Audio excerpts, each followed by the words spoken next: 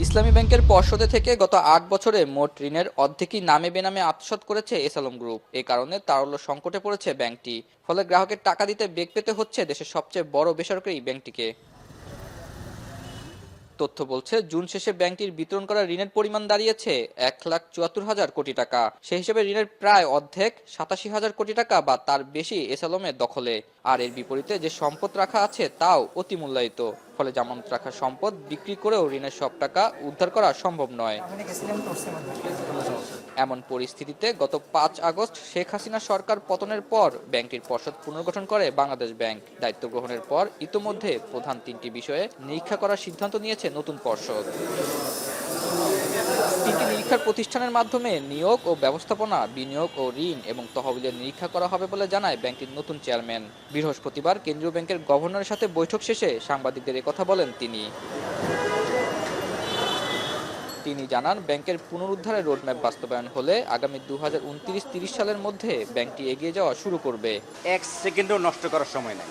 এই জন্য 3টা ফার্মকে দিয়ে ইনভেস্টমেন্ট দেখবে একটা ফার্ম, ট্রেজারি এবং ফিনান্স দেখবে একটা ফার্ম, এইচআর আমরা জানি এইচআরও কিছু প্রবলেম হয়েছে, এইচআর এবং আপনার প্রকিউরমেন্ট নিয়েও আরেকটা ফার্মকে দিয়েছি যাতে দ্রুত হয়। এই জন্য 3টা ফার্মকে আমরা দায়িত্ব দিয়েছি।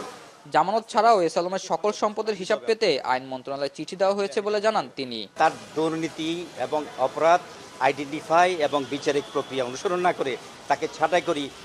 রং প্রসিডিউর ইজ এ ফেভার। আপনারা কি চান খারাপ লোককে ফেভার করব? আমাদের এই প্রক্রিয়া অনুসরণ করার সময়টা দিবেন। এদিকে ব্যাংকটির প্রতি গ্রাহকের আস্থা সংকট রয়েছে বলেও জানান এই চেয়ারম্যান।